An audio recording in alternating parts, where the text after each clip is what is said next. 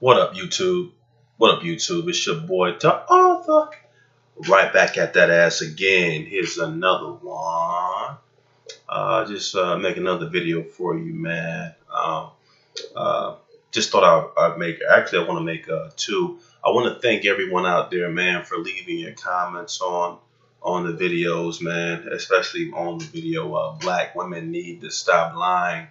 I see a lot of you brothers out there feeling the same way. You've run into the same situations, but in terms of the disrespect and things of that nature. Shout out to everyone who's liking the videos and supporting the content, and welcome to all my new subscribers, man. So thanks for the love.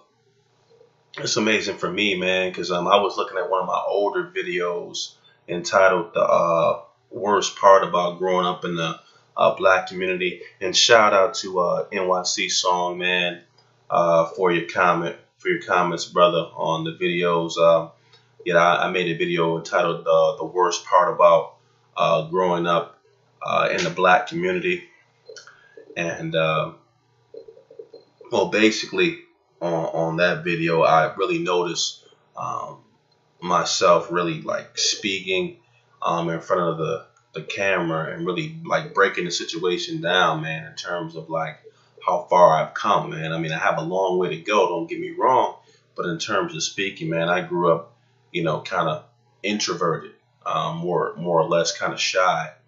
I used to go to, especially like in ninth grade, man, I used to be the guy who used to wear the Raiders cap to class, not so much to show my support for the Raiders, but as a shield to kind of hide behind the cap as far as protection.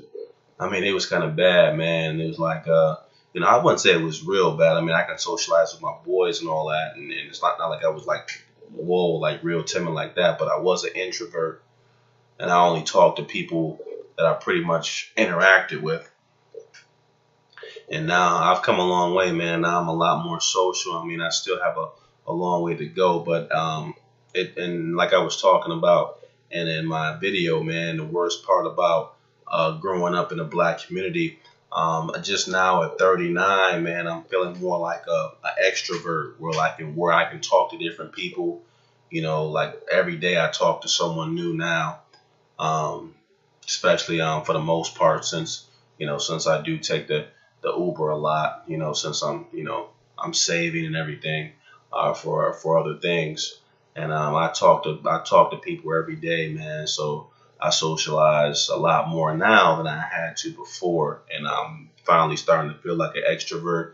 I was the guy who would kind of be, kind of shy at taking a picture, let alone sitting up here in front of you, recording a video. So I've come real far, man. I saw in that video the worst part of growing up in a black community when I talked about how blacks in retrospect how we don't really interact with each other in the household, how sometimes the worst part about being black, and you guys should check that video out if you haven't. The worst part about being black, man, is having to act like everything's okay, and there's not a lot of social interacting in the homes, man. I mean, especially like for example, I use my grandparents, man, and it's just like, they're pretty much to themselves, and for the most part, they should have been, because sometimes in the inner city you can't trust everybody. But I mean, a lot of that was introversion was part, I think, laced with their hatred and the pain that they felt from back when they were growing up in Jim Crow. And NC Songman touched on this, man. NYC Songman touched on this, man. He was saying how, the social interaction is how I pretty much was talking about in the video, the key to power is social interaction. And a lot of these, individuals that are members of other races, Italian, Irish, Arab, these other races who pretty much have more of a communal structure than quote unquote African Americans. They socially interact all the time, even on the smallest levels, meaning day-to-day talk, like, hey, how you doing today? Mom talks to son, and and I'm not saying that this happens in every household. I mean, there are antisocial white households, there are antisocial, whites in trailer parks are probably less social than whites in middle class communities. So I'm not saying class doesn't have something to do with this. It most certainly does, but for the most part, being black and being underclass is kind of synonymous, in the U.S. at least, and it looks like across the diaspora as well. But along with that comes, the lack of social interaction, the lack of low self-esteem, and how I was talking about how we don't really interact like we're supposed to, just like in the household where I said like my mother would stay in one room, my grandparents would stay in the next room. For the most part, if they did have interaction socially, it would be mostly based on argumentation or arguments. And that's what MC and NYC Songman was talking about, how it's only two emotions that blacks are allowed to have, and that's usually either anger or uncontrollable laughter. And usually that uncontrollable laughter is pretty much based on blacks making fun of other members of the same race. So I did touch on that, man. And then at the same time, when I made that video about social interaction or social interactions, or the a lack of thereof in the black household or in the black community, I also was talking about how some of these younger Irish, or i.e. white kids, are they're socializing at 4, 5, 6 years old. I mean, even on the smallest levels, and no wonder why they're definitely, because usually the individual who has the better articulation, or the better social skills, is more in depth in being a leader of the group. And usually when it comes to being high school president, or being running the committees in college, they can definitely do that because they're used to being social from an early age, very social for not just saying a few words here and there, but carrying on real conversations at 5 and 6 years old.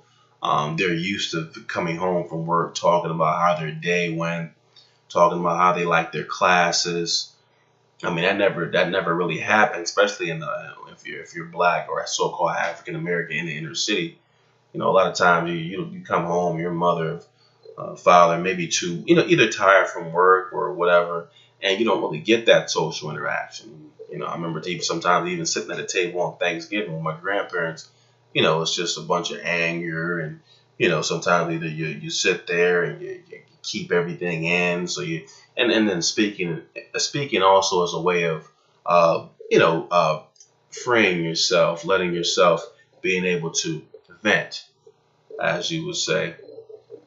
So that's a good thing as well. But I can make this video part two, either part two. I'm not sure what I'm gonna entitle it, but I may call it part two, the worst part of growing up in a black community, part two. Or I might just call it something along the lines of, it kind of goes hand in hand what I was talking about in the worst part about growing up in a black community, but also to take it to another direction. Since a lot of, especially black men, because on average women are more social than men, so women are taught to be a lot more social in the black community, and men are taught to just keep their anger in, not say anything, or make a joke. As a result of being mistreated by black women, are taking on their bad, being the brunt of their bad behavior, make a joke out of it, So, but in addition to that, I just feel like sometimes, being out here as a black man, it's like I feel like we're socially bullied. And what I mean by that is being socially bullied is like when we go out, say for example, when we go out in the workplace, it's just like when I sit there and I try to order something from the menu, they'll look at you really hard, like they want to see what's going to come out of your mouth, like they want to, it's like they can't wait to see what comes out of your mouth. That way they can say, well, I don't understand you, or, and sometimes they'll try to talk over you, or they try to look at you really close to see if they can understand every word you're about to say. like they expect something to come out of your mouth that's other than, intelligent. They expect for you to ramble or, not make good sense, and something like that, and I see that going into stores, going into just like with the submarine shop. And then sometimes black women will try to pull that on you, and they're the same race as you, since they're trying to be like other races, since they have low self-esteem, and they don't feel like anything themselves, i.e. the weave and the fake eyelashes and things of that nature.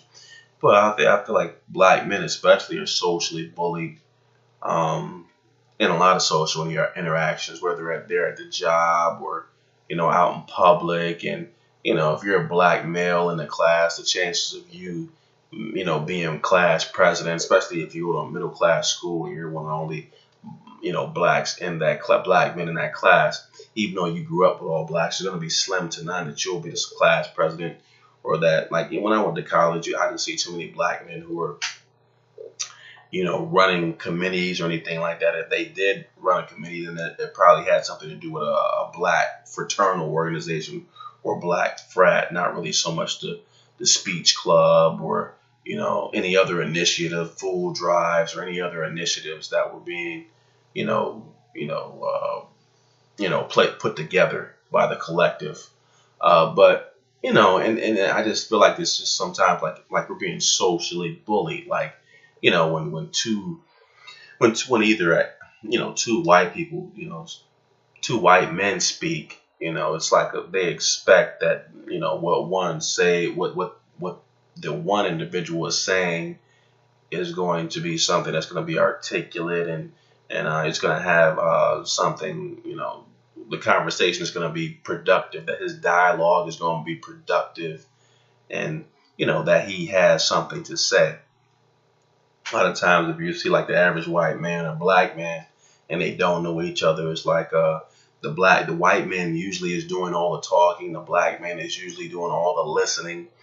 And if the black man begins to talk, they'll really look at him and try to see if they can understand what he's saying, as to pause to say, okay, let me see if this comes out correctly. I bet he can't articulate. Let's see what this is going to sound like. And sometimes I even get it on the phone, man. I set up accounts on my job, you know, for TV and internet. I set up accounts, and sometimes on my job, it's like I've heard people tell me, oh yeah, you speak pretty good English, and it's just like a type of thing where, they expect it. Like, it's just like, what do you expect from me? What did you expect I was going to sound like? It's like when Barack Obama ran for president, and they were saying that, he speaks well, he speaks well. And just like Chris Rock made a comedy routine talking about when Barack Obama was first running for president, everyone was saying like how well he spoke, and he was like, he's the president. How did you think he was going to speak? Like, yes, sir, boss. So he's got more watermelon. Yes, sir. Yes, sir. And it's just like, of course he's going to be articulate, man. He graduated from Harvard, Harvard business law. Uh, but at the same time, he has the same thing that my man was talking about how he thinks that our lack of communication in the household has a lot to do, could have a lot to do with Jim Crow and things of that nature. But I wonder about the brothers in the 20s, the black communities like Tulsa, the black communities like Asheville or Durham, North Carolina, in the 20s, where a lot more blacks had their own businesses and things of that nature. I'm guessing they had to be a lot more social. But somewhere in between that time frame, I think integration may have actually stunted our growth in terms of, because if you see some of those guys in the Black Power movement, man, those guys are very articulate, and they could speak, and they could not only speak on a one-on-one basis, but they could speak to crowds and audiences and have their words felt by members of other communities, other religious faiths and organizations and things of that nature. But as of late, somewhere around the 70s or 80s, based on my research, it just seems that we've been kind of dumbed down, and And now we're getting to a point where we're kind of going backwards in terms of socialization amongst our people. And it's kind of, like he was saying, the gentleman who commented on my video and NYC saw me. Not saying I'm an expert at being social. Like I said, I have a long way to go myself, but at the same time, um, I do realize how important it is for the black community to be social, and how important it is for anyone in general looking to seek any sort of power, especially if you want to be an entrepreneur or something like that. Those CEOs love to speak.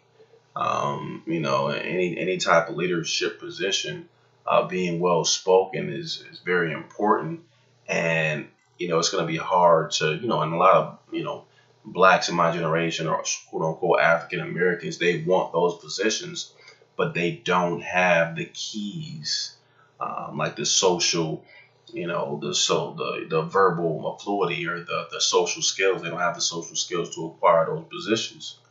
Um, and I'm working on that myself.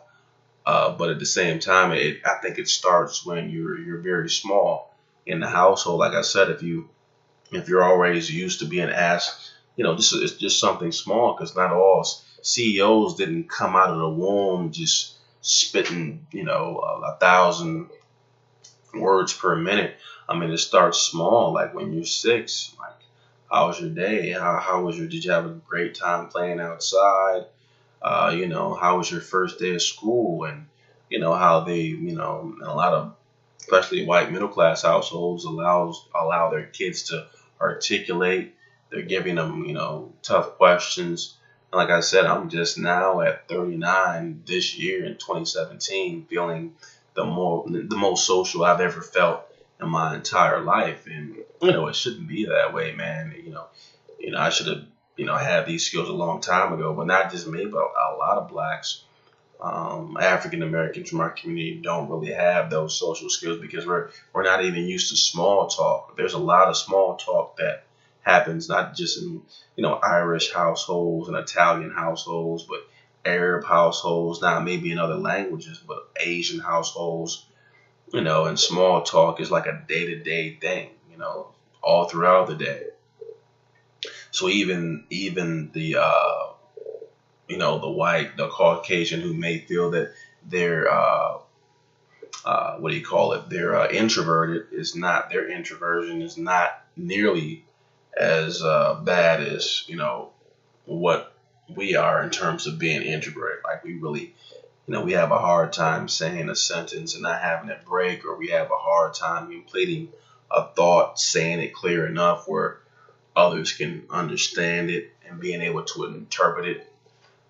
So and that's why I say it, in a lot of ways we are allowed to be socially bullied, especially like in the courtrooms and things of that nature. Where and then sometimes it has a lot to do with vocabulary, but at the same time, if you are a social warrior, you can make up for what you don't know. Like, if you don't know the words, you can make up for that with being able to say other words, and putting your emotion in those words and allowing those to be transmitted throughout the room and throughout the courtroom, and having other people hear what you have to say in terms of a statement or argument, or if you just stating in an argument in class.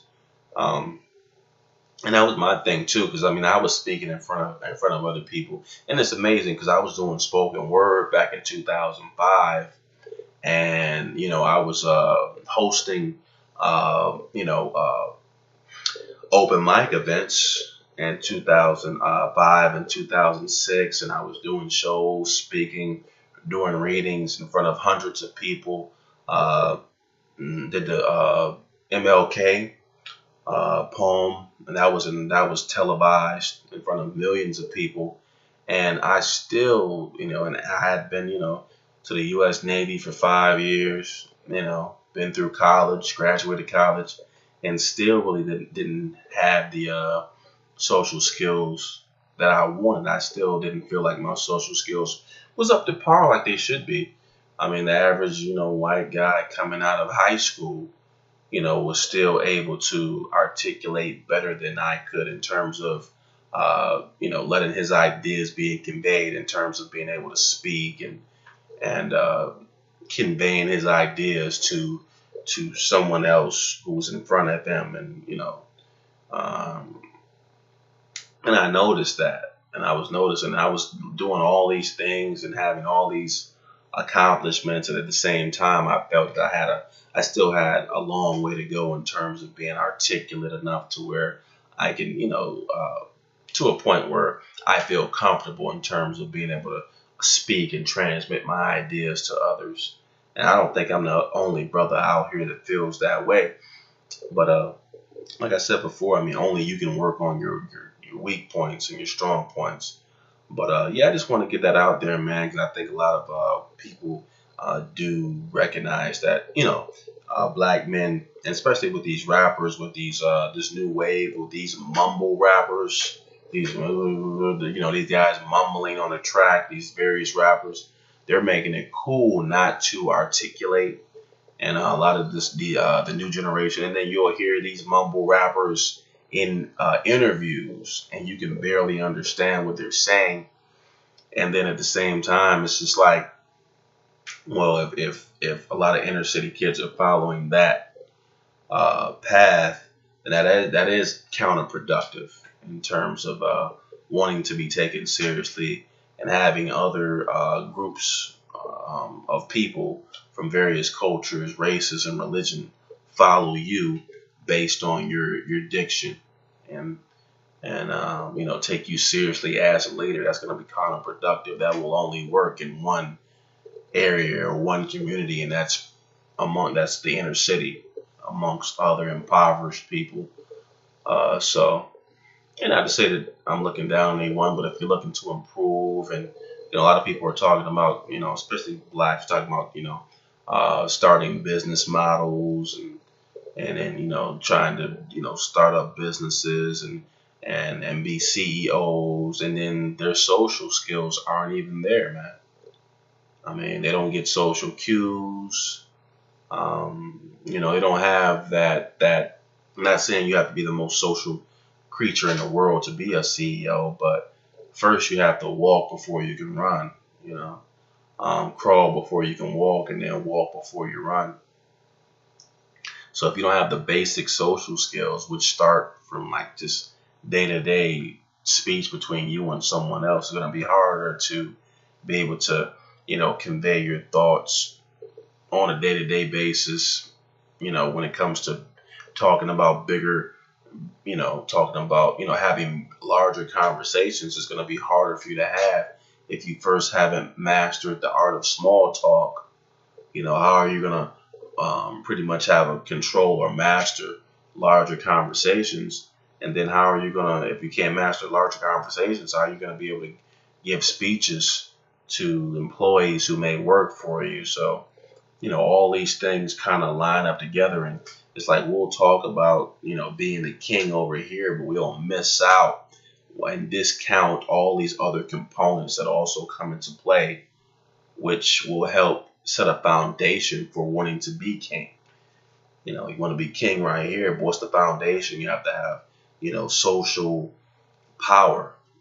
You have to, and before you can get that social power, you have to master small talk before you can handle larger conversations. So I think that's lacking in our community, man. And and then I'm not just talking about crap talk when it comes to just the rap or just talking on the corner, or you just have a lot of words when you're angry in an argument, or you just have a lot of words when you're making fun of another black. But this is day-to-day talk, like, hey, how's your day, son? I mean, how was your day in school? What did you learn? What did you talk about? How do you feel about your teacher? How do you feel about, the person you sit next to? What are your plans for tomorrow? Are you having a easy time adjusting to your schedule? Or, how do you like your room? I mean, just small talk conversations. If you can't really nail those, it's hard to master larger conversations. And that's why I think sometimes we get socially bullied in terms of either someone can just talk over us or discount our conversations before our words even come out of our mouths, especially for black men. i.e. African American men, so on and so forth. Um, and then sometimes black men get a bad rap from, other races across the world. So some of your, no one wants to be, i.e., socially dumber than, American black men. So you may have your black men from the Caribbean, your Afro-Caribbean, or your Africans or whatever so called, try to come over here and just learn English, try to socially bully you as well by over talking you or not allowing you to even speak unless you're one of those really very social guys where, no one can really stop you from speaking because but you're gonna convey your point, but that's someone who's already extroverted where, you can't stop them from making their point.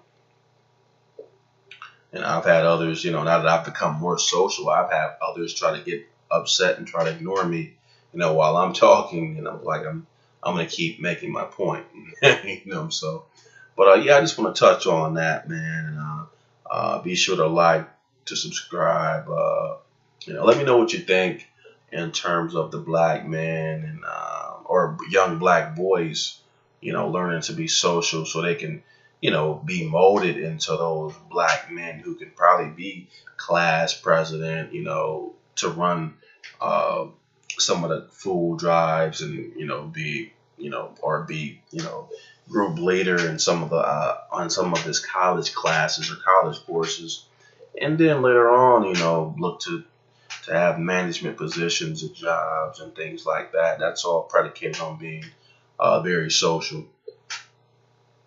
So yeah. So let me know what you think about that. Let me know what you think about the social